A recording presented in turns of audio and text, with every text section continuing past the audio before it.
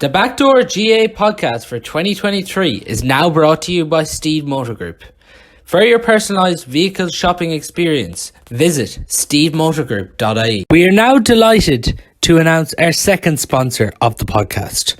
Harper Finlay are a professional service recruitment company operating nationwide and are dedicated to helping people find their dream job.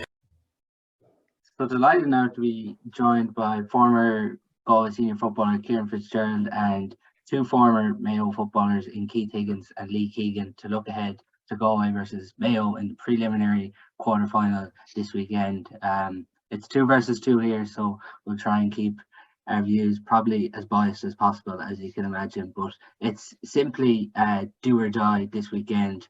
Winner takes all, winner advances to the All-Ireland quarter-final, and no better way to make the first All-Ireland preliminary quarter-final than a Galway-Mayo clash. Just before we do get in to the clash itself, Kieran, just coming to you first, what could you take away from Galway's, I suppose, heartbreaking defeat in the end to Armagh and Claregalway? It was a game we played in fits and starts.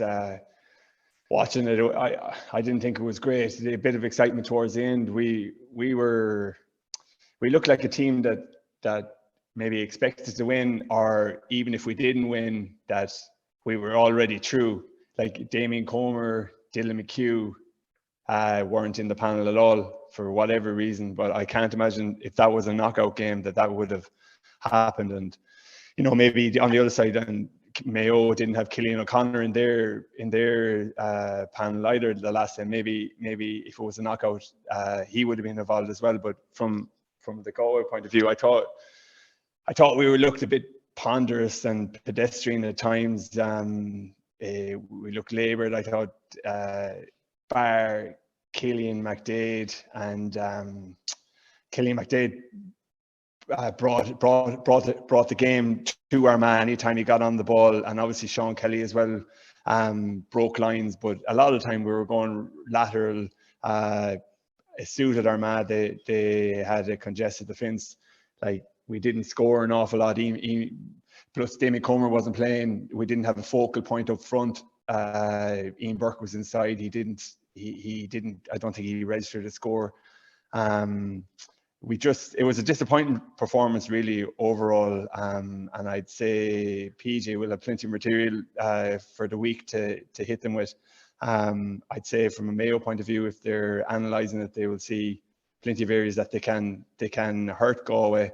I thought Armagh did well in midfield, the two boys midfield, that being really did well. I thought, considering that they forced our kickouts long, I thought, considering we have Cook, Tierney, Paul Conroy, McDade to a lesser extent, they're all big men, and I didn't think we got a whole lot of joy out of our long kickouts, and they hurt us on our kickouts as well. So Armagh looked like a team that had way more desire to win the game. They were more direct when they needed to, and they deserved their victory. But certainly. It was probably Galway. I would have expected Galway to have got over the line the last day, but look at its food for thought for the week now. There's not much point in saying otherwise, Kieran. We've made this a lot harder on ourselves now. Yeah, sure. Like Armagh in a quarter-final, they finished top. We are now playing Mayo in Pearse Stadium, albeit, but it's in Pearse Stadium. I don't really think that makes a whole lot of difference. But it's got extremely hard now, and even the winners of that, whoever comes out, and that it's on a knife edge, will play presumably, like you could say, Dublin, Kerry, Derry, when they get through to the quarterfinals, or Mayo could play Armagh. So yeah, everything's got a little bit harder now. It's a game I'd say that no team wanted to be in, expected to be in, and definitely if they were in this they didn't want to play each other, so it's an extra game, and it's probably a game extra that they have to go really hard for. Obviously it's knockout, so like from the Galway point of view, like Comer, Dylan McHugh, I presume we're going to come straight back into that team if they're fit at all. And obviously with Sean Kelly's injury, if we had won the game, we'd have 2 weeks for Sean Kelly to recuperate. I don't know whether he's going to be fit now, so he will be a massive loss if that's the case. They are all concerns. And Lee, you're obviously on duty for RD for this game at the weekend between Galway and Armagh. Galway narrowly lose by a point. Has there been a bit much made of it now? Galway obviously only lost by a point in the end, but there does seem to be a lot of concerns and maybe a small bit of negativity now at the minute around Galway supporters. Well, it's funny actually, just on even Kieran's point, I actually thought they were in control first half, Kieran. And that was due because Armagh were quite poor. And I think Armagh sometimes get lost with their kind of structure and what's their best style of play. But I also looked at Galway, like they had 3 goal chances in the first half.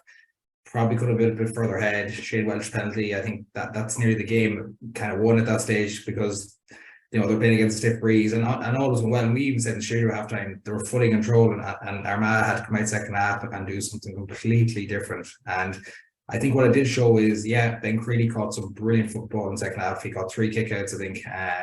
But it was the direct ball from Forker and Brugan into Myrna in particular that caused a lot of headaches. And it came from deep. And what I find interesting with Galway is that they're very methodical in attack. There's none of the kind of off the cuff attacking play.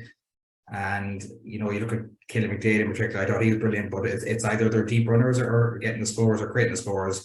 Like I'd expect a lot more from Shane Welch as a guy that's at the highest level or talked about at the highest level. You know, we were making the point, has he got that killer instinct like the Conor Callans, the David Cliffords, the Shane Wiggins? I would have backed him all day to hit that free, but I just felt he's a bit off this year in terms of his overall performance. And I think it's coming directly from that absolutely outstanding performance All-Ireland last year. And that's the level he has to get to, and he hasn't done that consistently. So very disappointing for Galway. And I would say similar to Mayo. I think the negativity is justified in some context because I think Mayo rested Killian Connor thinking they're going to win the game at the weekend. I fully believe that. Otherwise, they wouldn't have let him play a club game with Ballintover.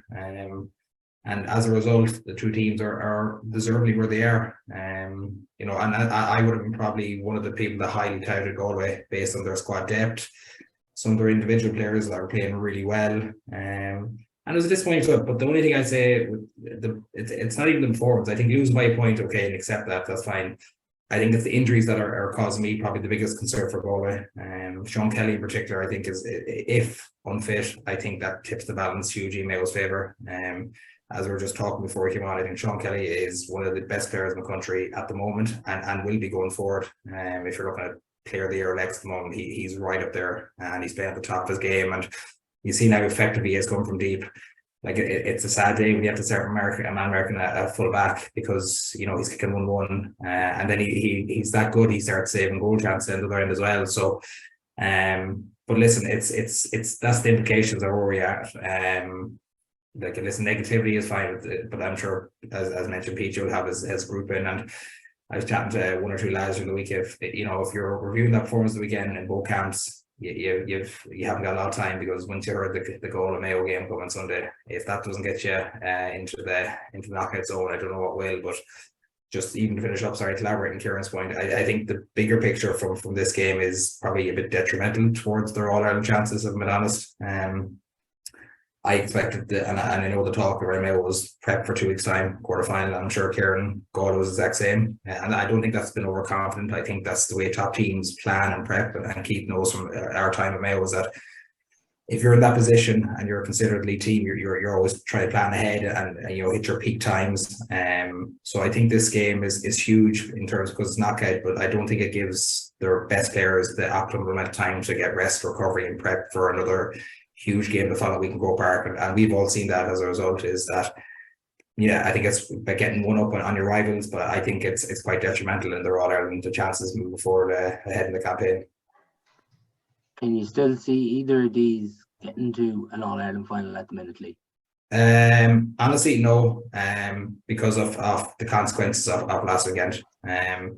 I fully believe if either team got the job done last weekend, we'd be having a whole different conversation here about teams are playing, and it wouldn't be this negativity. Even as you said, Sean Kelly injury, it wouldn't be a hugely big concern this week because he's another week to get right. But now all of a sudden do you risk Sean Kelly on Sunday? And if that things go well for Galway, what's the implication then moving into the quarterfinals? So my gut at the moment tells me none of these teams will be competing in an All-Ireland final at the moment. And Keith, just with this, when both teams lost, as we were talking about off air, like there was simply going to be no other draw in this preliminary quarterfinal. Oh, I think as soon as we saw the groupings and the possible kind of pairings for it, I was texting a friend of mine from Roscommon there Sunday evening, and he thought it was going to be Galway, Roscommon. I said, no way, there's only one draw that's going to come out here.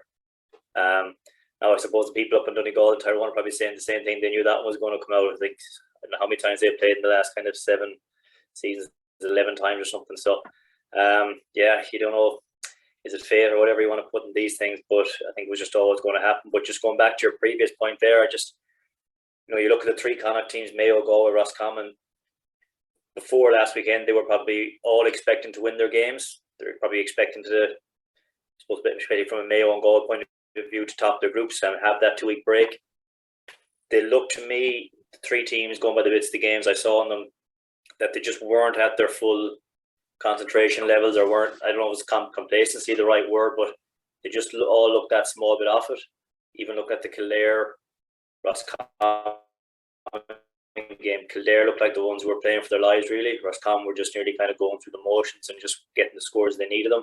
And I'd say probably the same was true with Mayo. They go 6 points up, and Cork realised they just have to throw off the shackles here and go for it. And sometimes that bit of craziness, as we used to say, back in our day, like that was kind of when teams nearly played the best because the structure just goes out the window and they just went for it. Whereas the 3 other teams were nearly just, I wouldn't say going through the motions, but they just felt like they were going to win them games. Maybe not being complacent, but like I said, they just had the feet, but it wasn't do or die for them. And as it turns out, it's a big mistake now. Just with this, obviously, Galway Mayo, there's a huge rivalry there. As a player, Keith, what's the experience like of playing in this game? I suppose it's hard to know because, to be quite honest with you, anytime I played Galway in my career, bar 2019, it was a knockout. We played them probably in Connacht Championship, but there was always that safety net at the back door, But 2019, I remember, all right, there was, it's hard to know. It would probably, it does kind of, obviously, get things going a bit more. I don't remember a huge amount of the build-up in 19, actually, now that I think of it, to be quite honest with you. I just remember going down to Limerick, and it was a strange enough atmosphere. Like, it was, it wasn't a full house. It was a strange type of day.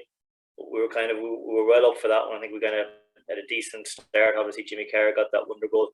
He got 2 goals in the first half, So, but yeah, look, from my point of view, look, I have family from Galway. We're not too far from the Galway border here. Galway, one of my biggest, would you call it a hatred? I don't know, but between them, between Roscommon and Galway, they're only miles from here, Ballyhonest, So they were always my 2 teams. I couldn't stand to lose to.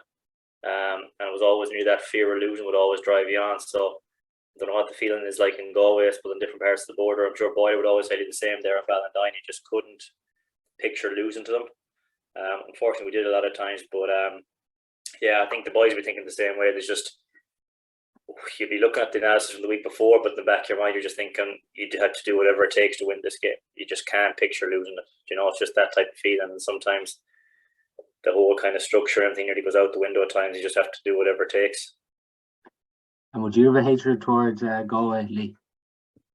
Not as much. I just clarify, hatred is a very strong word now. I mightn't go that far, but no, I can. Similar to Kate, I wouldn't have a hatred. I think it's a really heated, healthy rivalry. Because I think as well, I know Keith, you left after 19. We actually had the knockout games in them in 20 and 21, and it was do or die. And then obviously they beat us last year then in Connacht. But I think it's bragging rights are a big thing, because now the 2 teams are at the top table. It makes it even bigger. And with Galway getting back to the All-Ireland last year, I suppose that put a bit more fire towards the Mayo camp this year. And obviously we've been competing there for 10 or 11 years and not going over the line. it would definitely been a probably kick in the gut a little bit to see Galway get there last year and get over, and they weren't far away. So I'm sure that's put a few fears and butterflies into a couple of the Mayo lads, but no, definitely not hatred. No, like for my time, I have huge respect for some of the players they have. Absolutely. I mean, we're all trying to go for the same goal at the end of the day, but I just think I love having that lovely heat of battle, intensity, and there's just so much around it. I think and Kieran, you probably know from even previous years, I just think there's so much behind the game that sometimes the All-Ireland ambition goes out a little bit. It's just totally Mayo versus Galway, and that it kind of stops there. You don't think ahead in your planning. You just want to ensure that you go into that game and make sure you beat in our case beat Galway. But I don't think that'll be. I think that'll be the same on Sunday. I don't think the guys will be worried about the quarterfinal the following week. I fully believe it's just we need to be Galway, and that's the sign of a really healthy relationship, but a rivalry as well, because we have teams that are competing at the highest level, which is really important. Kieran, I presume for you as well, this was an occasion as a Galway footballer you relished.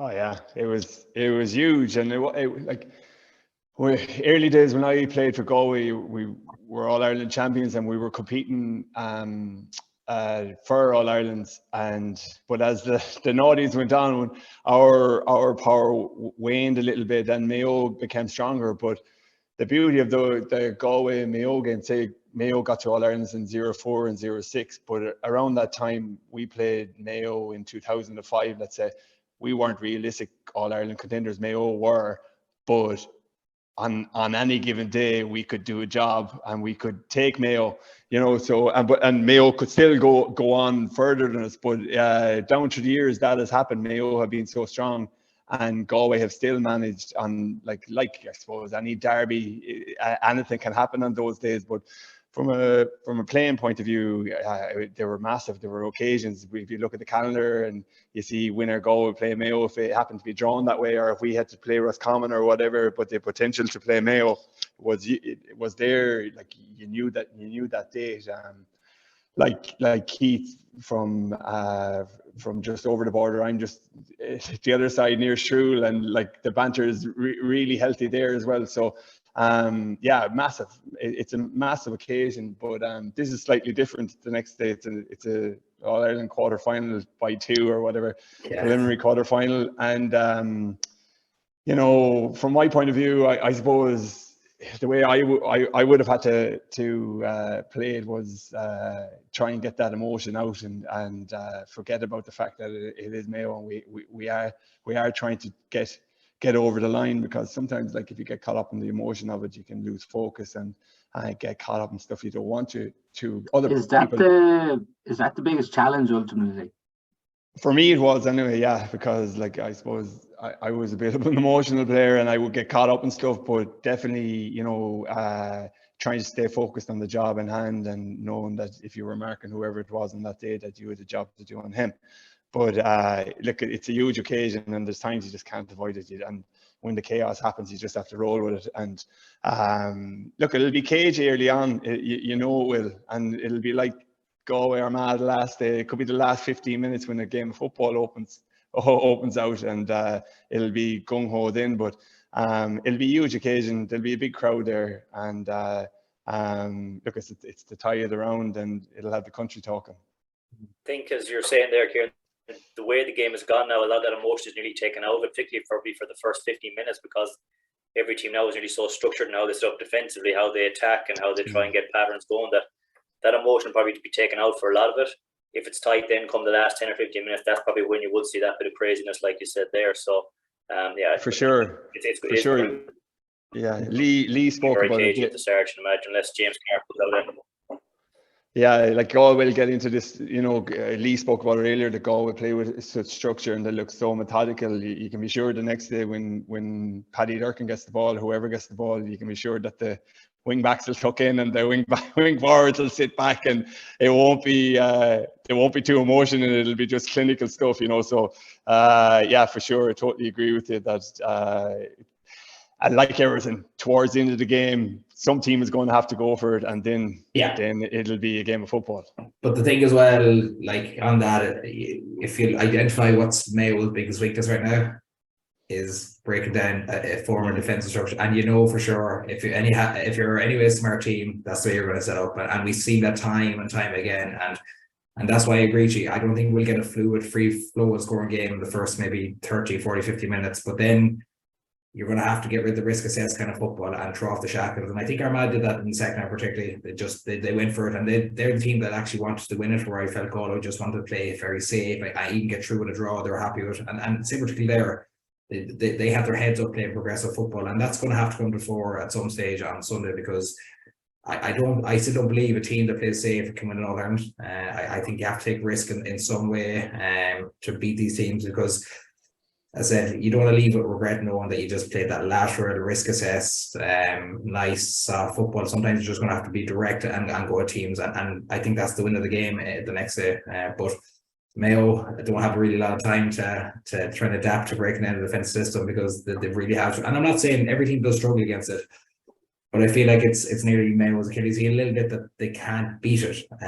Listener now did it, but Mayo had better players and just got through it. But got caught against Cork, who are Division 2, Division 3 team. But as Keith said, when the game then became a bit abandoned, Cork got shackled and went for it. So Mayo have a big dilemma of how they're going to break down defensive. But if a team is, and if they are big goal next game, the throw shackles, they need to have the ability to adapt to that as well and try and kill the game off a bit better, because Galway have far better players than Cork and Louth that can do way more damage than what those teams have done. Just on that, extently, but on that though, like, yeah, Mayo have struggled at times against the packed defence, but you know, you look at the Roscommon game. If Mayo's handling was a bit better, their finishing was a bit better in the first 10 or 15 minutes of that game, they could have been 2-2 to 1 point up. Yeah. Then it's a different game altogether. You know, the Cork game, Mayo were 6 points up after how long? Playing against a packed defence. 56 minutes. You know, it was only then when the real craziness came from Cork, and they just had to go at it. And Mayo been a bit off it. That's when they caught them. So there is that thing about Mayo struggling against packed defence. I think the start is key for them. If they can get a good start, like they did against Galway in the league final, you know, like if they convert those chances against Roscommon, like they did against Kerry, you know, if they get a good start against a packed defence, then I think they mightn't be too bad. It's if they go behind early, that's when they seem to struggle. So, just on that, Lee and Keith, it's something Mayo obviously struggled with last year when they came up short against Galway in the first round of the Connacht Championship. Dylan McHugh and Kieran Malloy sat as the double sweeper system and frustrated Mayo. But since he retired, and you hear this narrative of Mayo struggling with blanket defences and breaking it down, why is that? It's definitely it's still, well, for me it was always unknown. I think we would say with Horan, and James would say himself, we were very much a running based team, and I know with Keith you might disagree or agree with that, I'm not sure, but I think our focal point was always running from deep, and I think a lot of top teams deck that, so they'd sat their players back in, and then when we kind of got lost, we were hitting the wall, we kind of got lost then as players to what to do. Do we keep running beyond them? And then kicking wasn't really a associated thing with a lot of us. It was just kind of off the shoulder and trying to get over the bar. So I think we struggled with that for years, and even Horan said himself, we probably even stuck to last year up to a point. So it's, and I think Kevin has tried to implement a new game plan. I really think he has, but what I found with the Roscommon game as well, Keith, is that we actually revert back to that running game, particularly in the second half. And what ended up happening, the same with Cork last year, we ran straight in the middle, turnover, and then we're actually feeding into the chaos for the team that's actually trying to get back. So I think it's by finding balance. Like what I would have loved to see last year now is, right, we're 6 points up, even forget the penalty decision, right, we're 3 points up. What's our rush to try and win the game? Why couldn't we go and even lose the last 10 minutes 1-0 or be 1-0? I think we're still in, and this is just me looking in, and there's something we struggle with, is that I feel like there's a shot clock on our back sometimes that we have to get a score at a certain time. I would love to see Mayo just play absolutely boring, horrible, risk assessed football at that time. That's the time to do it, and that's the really frustrating thing for me to see last year, was the inability to actually recognise that we have the game won. why are we trying to do absolutely crazy things like take shots outside the shooting zone, run into the fence, giving the opposition so much action to come back to us? And referees will give them opportunities then as a result, because we're just playing crazy stuff. And I know we did that ourselves at times, but I thought we were probably a bit better towards the latter end of our careers anyhow. But just felt like we slipped into old habits quite quickly, particularly in the Roscommon game and the Cork game the last day. Yeah, I think we were probably, when James took over us first, obviously the game was a lot different, but that kind of running, manic, all-out attack style that we had for so many years kept getting us so far, kept getting us to push Dublin as far as we could. And then obviously as the game changed with all this kind of mass defence and all this stuff in the last couple of years, we probably haven't adapted quickly enough to it. We probably didn't need to previously, because I said the teams were beating us were probably at the latter stage championship was Dublin realistically, and they were playing very attacking brand of football as well, if that makes sense. So it's probably on the last couple of years that, as Lisa there, that we've kind of really come up against and started to struggle with it, and we're probably just not, it's just not in us yet, or we're not being coached to that level. You see with Roscommon this year, with the influence Mark McHugh is having on them and how well they've adapted to it, it's, and maybe we just need to go back to, as Lisa said, just being coached into playing that boring keep ball brand rather than trying to play this kind of gung-ho, always looking to score as quickly as we can type of stuff. I think their attacking patterns have been better this year. Yeah. At different stages throughout the league. Probably the Kerry game, when their handling is really good, when the lines are running are really good, cutting in from the wings, they can break it down, but I think they just need to play at a kind of a high tempo and high pace, and a lot of teams won't let them do that. I think the Kerry game was nearly a false hope in some regards, because I think Kerry were so bad that day. I really do. And I'm not taking away from the performance of Mayo, but it was nearly the perfect game for Mayo. Your lineup nearly man for man, big open pitch, then your runners, then your kick passing, then all the good stuff looks really good. Then you come again, play against Louth 2 weeks later, and it's compact, it's horrible to play against, and then we start rushing things, and before we know it, Louth are nearly getting back into the game and nearly forcing a draw. So, and then we're getting talked about as all-Ireland contenders and all that.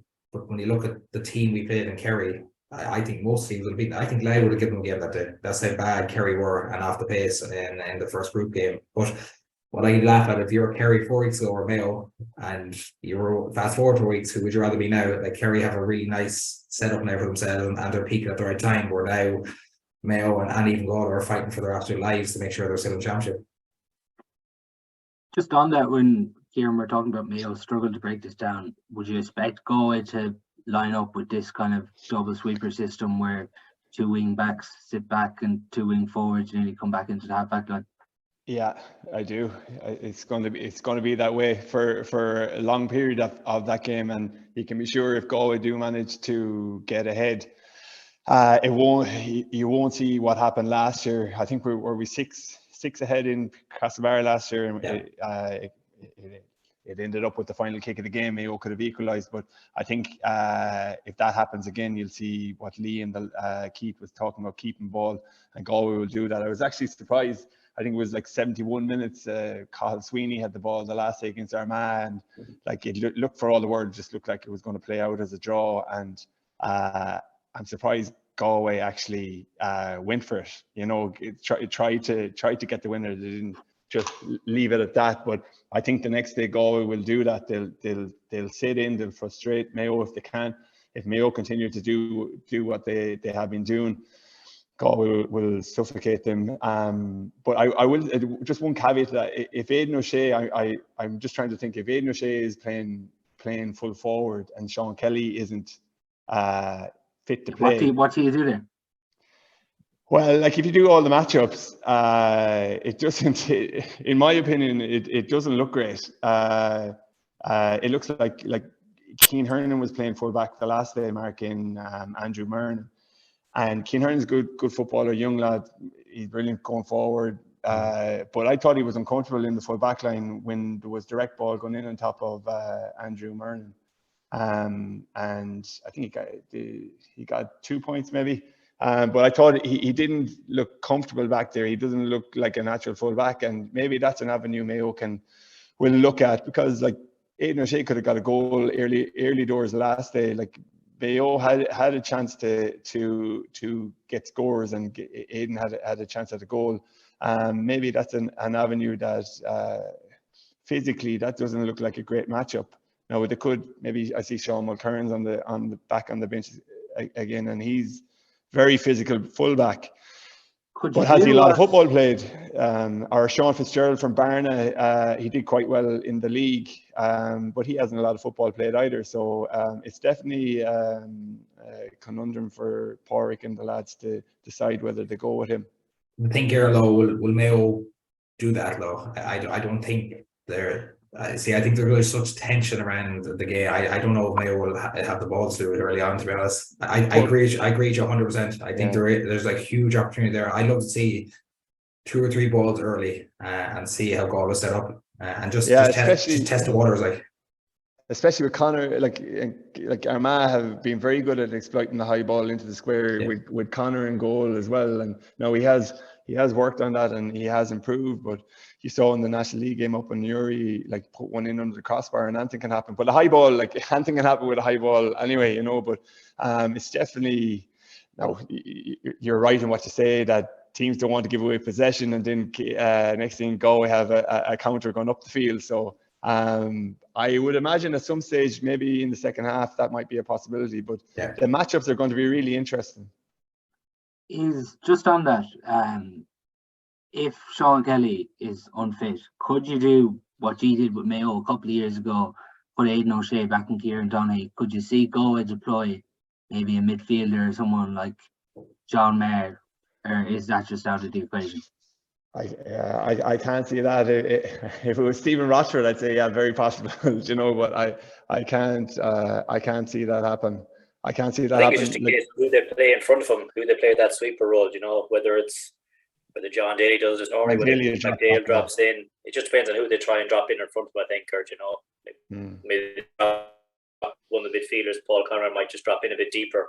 But I can't see them kind of putting someone back to Markham, especially the fact that Mayo don't have that consistent natural or long kicking ball into him all year, you know. I think as well, John Daly's I rate him so highly as a footballer. I think his IQ for football is too smart, and he'll recognise that danger. And if it is just, I can't foresee Keegan Hearn and Markham, as I do agree. Watching against us, he looked really comfortable going back, and he looked really uncomfortable last day. But if that was the case, John Daly's too smart for football to let that happen as well. So I couldn't see. I can't see them allowing that, but I also can't see Mayo doing it too often. And listen, I think weather's not meant to be brilliant Sunday there. And I would even more try long water too early on. But John Daly for me is key to that, cutting that off. Because Kieran, if you do just look at it, Galway's full back line, if Sean Kelly doesn't play, you're expecting Johnny McGrath, Keane Hernan and Jack Lynn. Like it's a severely young full back line. Yeah, it is. Jack Lynn, Keane Hearn and Johnny McGrath. No, Johnny McGrath seemed to play a little bit out the field the last day. Well, he definitely was attacking quite a bit, but it is. It's an inexperienced full back line. You're trying to do the matchups. You say Johnny McGrath would probably go on Ryan O'Donoghue. I thought he did well on him in the league final. Now Ryan O'Donoghue was influential, but I thought wherever he went, Johnny McGrath was right there. He was sticking with him. And then inside Jacqueline on who is the other one? Who would we have Jacqueline on? Let me see. Johnny McGrath on Ryan O'Donoghue and Jacqueline on Tommy Conroy if Tommy Conroy starts. So I think they have to start Tommy Conroy after his performance the last day. He was himself and Ryan O'Donoghue were electric like in that third quarter. But I agree, going back to the Galway full back line, it is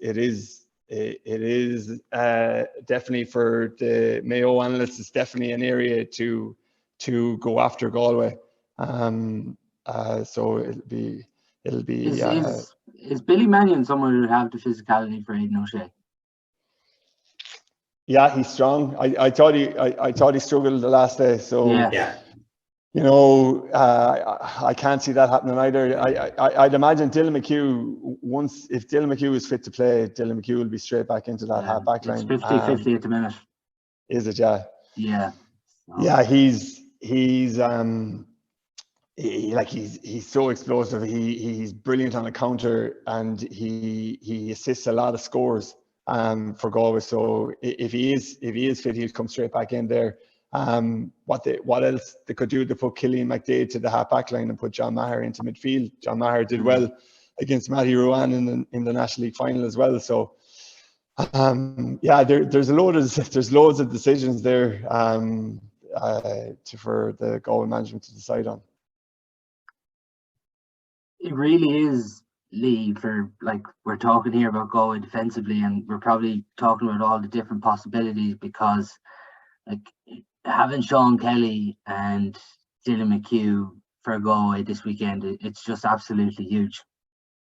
Yeah, that's why we're nearly hanging goal is a lot of the chances on Sean Kelly, and that's the caliber player he is, and that's why we're all talking about him, because he is one of the most key cogs for that goal machine, and I think defensively they're nearly 20% better with him than without him, and what it has done, and even this conversation, it's nearly challenging and posing a lot more questions on the Galway defence and how they're going to handle. But can I just turn that on the flip side? If you were a Galway defender up against the Mayo attack, would you be really worried at the moment? You take the Roscommon game, we had 2 forwards to score from play. We had 2 against Louth. Again, exclude the Kerry game. And the last day, we had 2 starters, and then Tommy Connery came on. So that's not good enough at an elite level as a forward unit. So similar to Galway defence, yes, there's questions, and they're probably a little bit more limited now that Sean Kelly potentially up in. On the flip side, if you tie down some of the Mayo lads, they do struggle to get scores for long enough. Like you take out Jordan Flynn's performance against Cork last day, 4 from play, they're really struggling. And yeah, Ryan Dunn was very good last day, but I'd like to see Ryan get on the score sheet a bit more. Ian O'Shea's scores right up the last day. Yeah, he could have had a goal chance, but he didn't take it, and that's the key moment there as well. So I'm just on the flip side, if you're the Galway backs, you would relish that challenge of trying to keep Mayo under a certain score, maybe 12, 13 points, based on what they're doing at the moment. And just before we do kind of have a look at Mayo's team and what the potential could be there, just to bring you back in, Kieran, you probably would expect John Maher to come in if injuries happen here, just as you mentioned with Killian McDade going to midfield, but there's been a lot of criticism on Shane Walsh, but really you'd have to say at the same time, there probably aren't enough forwards really chipping in with scores. Like you look at the last day, Ian Burke didn't score, Robert Finnerty didn't score. It's about these players chipping in on the scoreboard this weekend, really. Yeah, similar to what Lee spoke about Mayo there. Peter Cook 2 points, Matty Tierney 2 points, and Shane Walsh scored 5, 3 frees. But we only scored 112, and we haven't been scoring high scores really at all. So for sure, Ian Burke didn't score, needs to score more. Similar to Ryan O'Donoghue, Ian Burke is hugely influential to the Galway game plan since he came back. He found it difficult against Armagh the last day. Maybe he will be a little bit more open up in Pearse Stadium against Mayo, and he'll come back into it. Johnny Heaney at 11 got taken off. He actually can get a goal, but he's not a massive scorer either. Matty Tierney kicked 2 points, but I still think like he has improved a lot. I still think there's way more in that guy.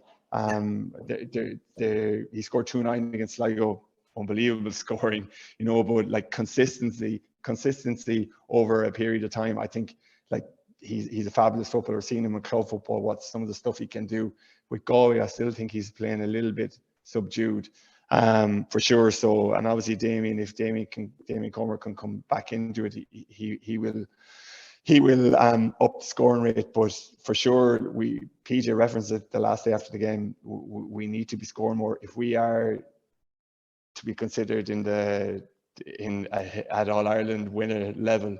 We need to be scoring more than 112, and Mayo scoring 111 the last day is not good enough. So look at it it looks like it could be a low scoring game again, going by that, but it's definitely an area Shane isn't playing to the heights that he did last year. Sometimes down through the years I found the harder you try, the harder you try, the less productive you are. And sometimes just maybe relax and do the simple stuff first and let the game come to you. But I'm sure it'll work out for him eventually. But given his high levels, he's definitely playing below himself. Just from Mayo perspective, before we get into look at some of the key matchups, Keith, do you expect much changes from the Cork game? It's hard to know. I think you're probably looking. Obviously, Colm's going to stay in goal. Jack, Dave McBride, Conor Loftus, Stevie Cohen, Matty, Doc, Jack Carney, Jordan Flynn, Ado, Brian. Majority of that team is going to stay the same. You're probably looking at Paul O'Hora, maybe Dylan McHugh, and James Carr, probably maybe the only ones who may not start. I can't see any major surprises outside of those, to be honest. I suppose a lot of it will come down to whether they're looking at the matchups. I think, the league final, Sam Callan was on Shane Walsh for a while. That they did well enough on him. I don't know if Paul O'Hora will stay.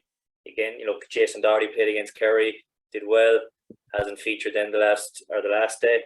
I still think they might go with James Carr in the full forward line. I know Lee said there, I suppose the scoring rate hasn't been great, but I think if Sean Kelly's not there, having James Carr and Ado on the full forward line nearly makes the matchups a bit harder for Galway. I think if Tommy's in there, like Kieran said, there's probably that natural matchup there with Jack Glynn. I don't know if Jack would be the type of fella you'd match up with James Carr, so there's so many ifs and buts around it. I think the whole Sean Kelly thing is there's so many, again, questions around that, but I can't see huge changes. They're probably looking at 3 max maybe. But at the same time, as Kieran alluded to earlier, with Rachi on board, you just never know what kind of rabbit he could pull out of the hat at some stage. What about Tommy Conroy and Cillian O'Connor? Can they both start, or is it just one or the other? No, I don't. I wouldn't think Kelly's even fit to start a full game. No.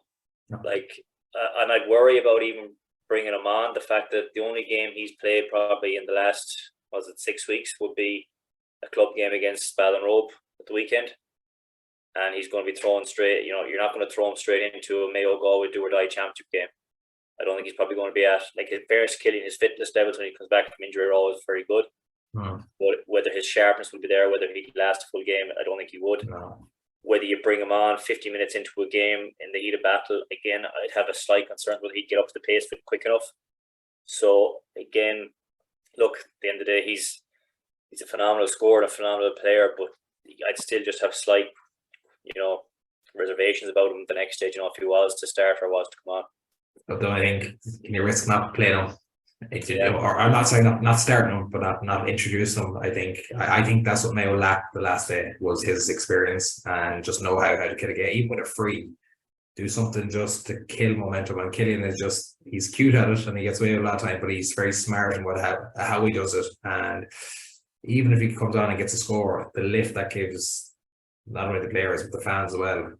So I think they have to introduce him in some capacity. I do agree. I don't think he's match fit for any more than 20.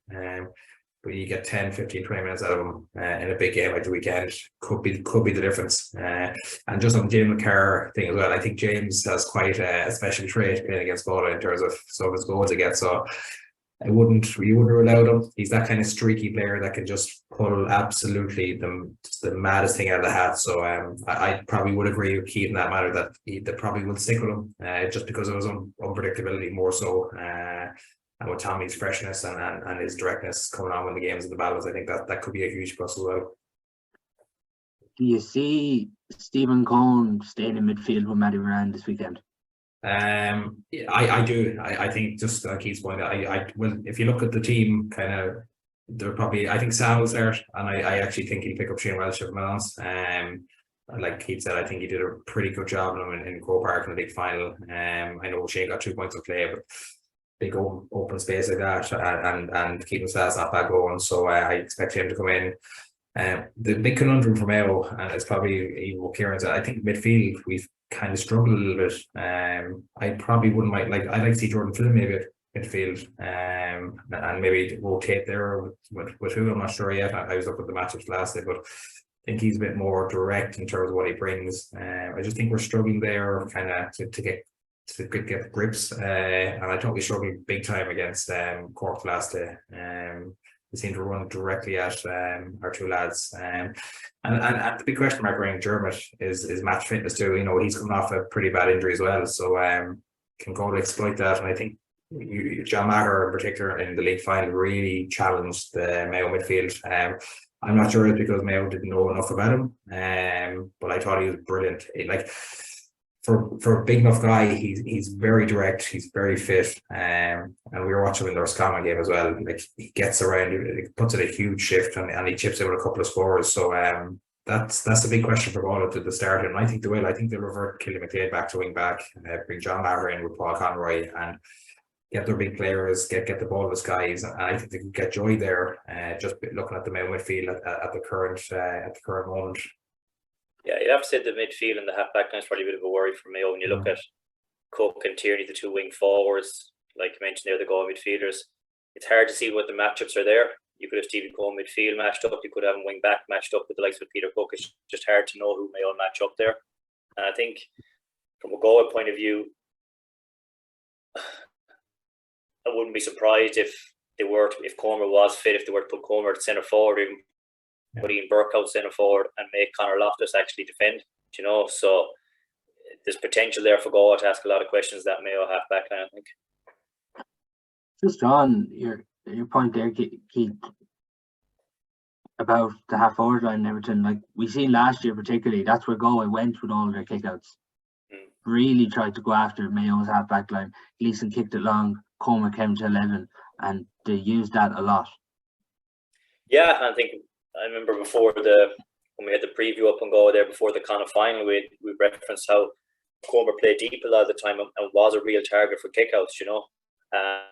So like I said, it is a kind of a line I think Galway would be looking to attack.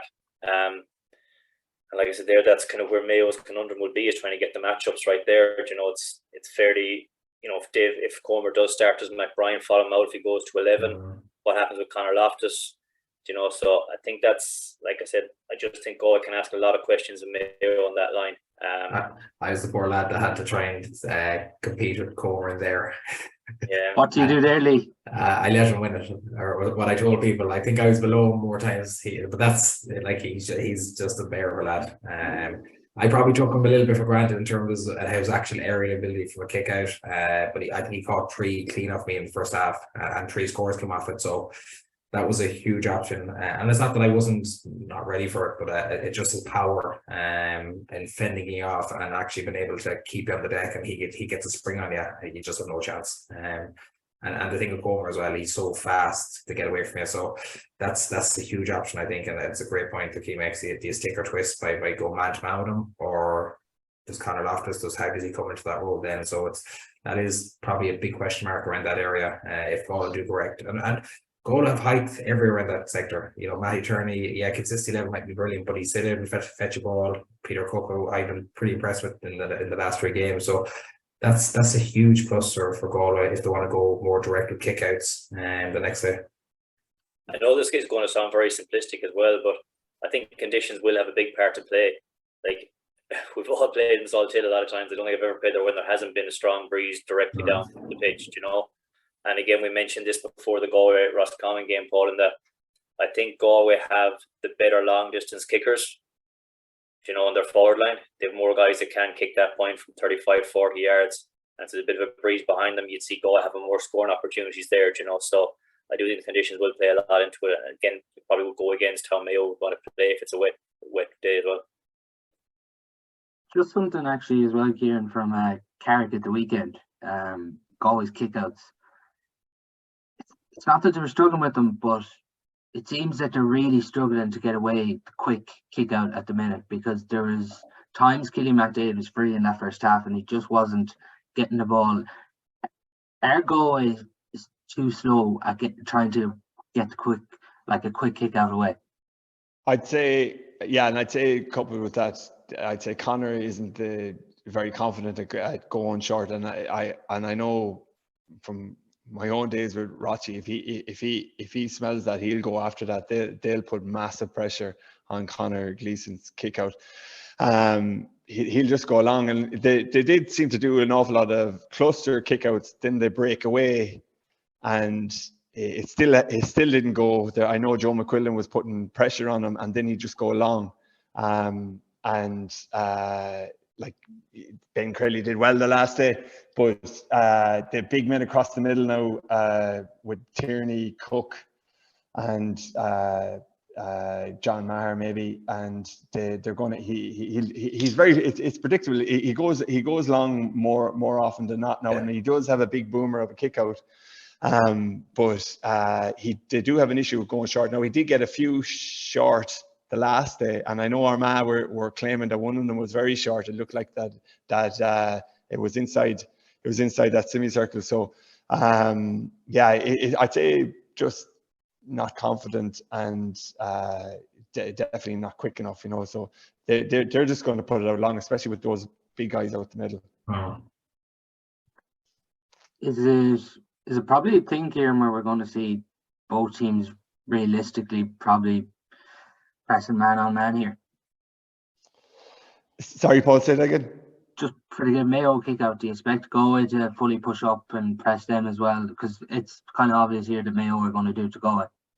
I'd say at certain times, you know, after freeze and that sort of, Galway will be afraid that they get caught on the counter as well if they go full press and Reap kicks it out over the press. But at certain stages, you know, Mayo won't always go full press as well. They won't always go do that. So at certain stages, it depends on the flow of the game, and different stages it depends on the scoreline and how far Mayo are in front or Galway are in front. But at certain stages of the game, they will do that. But towards the end, when somebody's looking for a score, it's going to be a full press, and it'll be a game of football. I think the wind as well, if there's a gale, and I think sometimes it is the most simple thing, but at one direct ball long can just upset everything in the system. And if you win one long, I tell you, the next time you're not pressing as high, it's a half press or you're going to fall off. So I think if it was gale wind on Sunday, I think that'll probably dictate how teams are going to set up, and then counteract that if it's a gale force and you're playing against the wind, then I expect full press in both teams. That's where you earn your crust. And I know playing against Geese, and I know Mayo have targeted that before. But as I said, one long kick out can dictate a lot of how those setups come. And if you get one off, and like I know against Tyrone 20 when we played them, they went long with everything early, and we were just so upset from that because we were so kind of zoned in and going man to man and pressing really high that it just upset our whole system of structure. And I expect something maybe similar the next day as well. And one primary possession in the middle and slip pass off, and next thing you're into open country. So it is dangerous. And going back to your point about Damien Comer, I remember that kick out. There was one kick out in Castlebar last year where he won. I think we got a score off it. But that'll be in the memory bank, so it will. And if Comer is fit to do that, he'll do that. And I previously marked Comer in club football when he was younger, and he does drift out the field, and he does like that kick out to 11. And they'll make room for that. And I've no doubt if he's fit and able, that kick out will be used. And if Loftus is there, he will go through him. But again, you look at it. If Comer does drift out to 11 and you have Cook one side, Tierney the other side, you've Conroy there, you have potentially Maher there, you have five big men. You'd wonder, is there logic in Mayo pushing up if there's a breeze? You know, so it's a very risky move to do. But again, you'd wonder why they would if it's a case that there's a breeze there and Galway potentially put it over their press. I don't see there being a point to it, you know. You nearly concede the kick out, let them go short, and then press up on them. Is it Comer you expect to come in for probably more than likely here? Carl Sweeney, you expect him maybe to come in as an impact, Kieran, going on the last day? He did start corner forward. Yeah, like if Comer is fit to play, he's going to play. This wasn't. I've no doubt this wasn't in the plan of either Kevin McStay or Pádraig Joyce to play the preliminary quarter final. And I'd say they would love to have given Comer another week, but definitely it's all Shadow boxing's over now. They just have to go for it because one big team is going out at the weekend. But Comer's going to come in, whether it's Cathal Sweeney, or whoever else. It could be Cathal Sweeney, but Cathal Sweeney will come in as well. No doubt he's playing really good football. But there'll be starters and finishers, but Comer will be starting. Comer has a good record against Mayo too, though. I think he's been very effective, and you can mark him any way you want. He'll still find a way he'll either go through or he'll throw a step in. And I mentioned, for a big guy, he's got serious gas as well. So and we've seen the damage he can do, the one off the post against Roscommon. That's the old fashioned catch the ball over the defender. We don't see enough of that, but he's that type of player that can do that, or he has a bit of class with him as well. So I think he's a really, really big figure for Galway going into the weekend. And I think Sean Kelly doesn't play. Comer has to play in some capacity, even start with an injury. I think he's that important, and I think it's really important for Galway because he's one of their big leaders as well. That really steps up when they need him most. Just when you mentioned about earlier on at the very start about Sean Kelly being one of the best footballers in the country at the minute, do you expect Mayo to man mark him if he plays? I think you have to. But I said before, he's getting a goal chance there every game. And I still can't understand how teams let him just run straight through. I know he's quick and he's fast, but you need to stop that for a start. I said we played him at club level and county level, and for a guy that has a baby face like him, he's like an assassin. He's so good, but that's the level now that he's brought himself, that he's going to be tagged, and I expect Mayo to have a game plan for him because he's creating havoc in every game he's played this year, and we've highlighted, and he still comes in every game and gets a score, sets up a goal, gets a goal. So Mayo really need to have a plan ready for him. Whether he plays or not, that you still need to have something ready for him. Whether that works or not, because he is that good of a player that he can still evade you and lose you. But I just think he's a phenomenal footballer. I think his IQ level, his skill level, his pace, power, and he can defend. We're probably a bit critical last year. He probably did that job because no one else was fit against Clare for the All-Ireland final. So that kind of shows his leadership qualities as well. So, but I think he's brought his defence to another level again this year. It's a tricky one to get right because there's none of them three Mayo full forwards that are going to track him. And then that becomes more difficult. Then we'll just say when the half forward tracks him. But again, depending on how the attack is going or whether it breaks down, you end up with just probably the nearest person trying to track him. That's maybe not always what you want. So it's a very difficult one to get right. You can't. I remember a few years ago we put Paddy Durkin up wing forward just to track Jack McCaffrey. I don't think it's something you can do like that because of the fact he's going to be playing full back. So it's just so difficult to get right that how do you track someone from full back? I just don't know what kind of plan you put in place for it. I think Ryan played against him the first league game, and the two of them had an absolute cracking battle. Sean got the goal and Ryan kicked 4 points, but it's the only way to combat that is try and get him the scoreboard and make him think a bit more about defensively rather than going attacking. But I don't know what's in his nature, Kieran. I think he just loves going forward. He does, and I'm sure you've all played full back. Sometimes the easiest place to attack from is from full back because of the nature of the full forwards. They don't tend to track, or in the confusion of passing you off, you don't get picked up. But so he has taken that to a new level. Similarly, and he's away now. Unfortunately, Liam Silk is another guy that is really good in that scenario and he has been very good for my club, Currafin, down through the years, and even with Galway, where he can drift forward and he doesn't get picked up, and he's powerful and he has pace. So, it's definitely coming from full back for the likes of Sean Kelly. I think he referenced it in the past in some article that, if Sean McKearns was back, would he move out the field? And then he did mention that sometimes it is easier to attack from full back. You can just see the game developing, and like you said, if you drift forward at all and the full forward's not going to track you can just come late on it then, and that's when the play opens up. So it is. I know exactly what you mean. It is nearly an easier place to attack from then when you're right up at the game line, I suppose. And half forwards are programmed to track. It's in their DNA. Where a full forward is not. You're a forward for a reason. You're a scorer. So your DNA is not to track a guy that's going to run 50, 60, 70, 80 meters. So a full back line. So it sounds daft, and you're covering more ground, but you definitely get more opportunity sometimes because you can, as Keith said, you can see the break in play. You can see how it's developing, and I suppose what makes him probably one of the best is his times or his timing. He gets on the end of a lot of moves at the right time. You see a lot of guys, good players, overkill the run or undercook the run. But Sean Kelly always manages to time it perfectly to get on the end of a goal scoring opportunity or a point. Stephen Campbell, he got caught. I think for the goal or for the penalty? I think it was for the goal.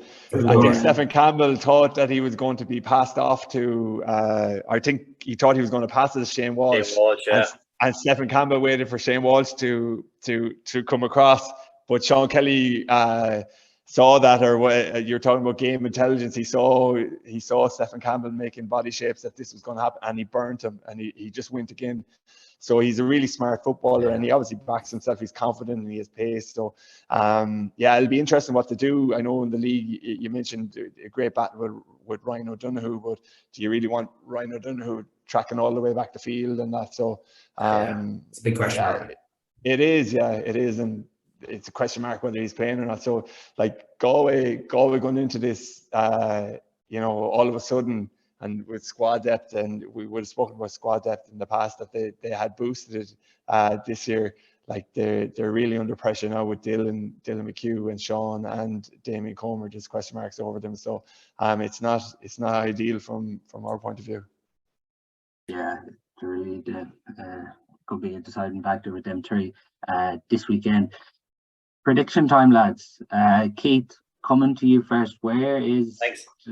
Where's the deciding factor in this game, and who's going to win it? I think Lee made the point earlier. The injuries. I think if Sean Kelly and Damien Comer start, Galway are favourites. I think if they're out or if they're anyway not 100% fit, I think Mayo have a good chance. It's funny, and I'm not trying to sit in the fence here, but again, just chatting to a guy earlier on, I just wouldn't be surprised which way this one went. Mayo could win it by 3 or 4. Galway could win it by 6 or 7 if they hit top form. It's just that's the way it is with Mayo Galway games. Sometimes you just can't predict it. I think without being oversimplistic with it, if the two boys start, it's Galway. If not, I give Mayo a good chance. And Kieran? I think we'll win it just about.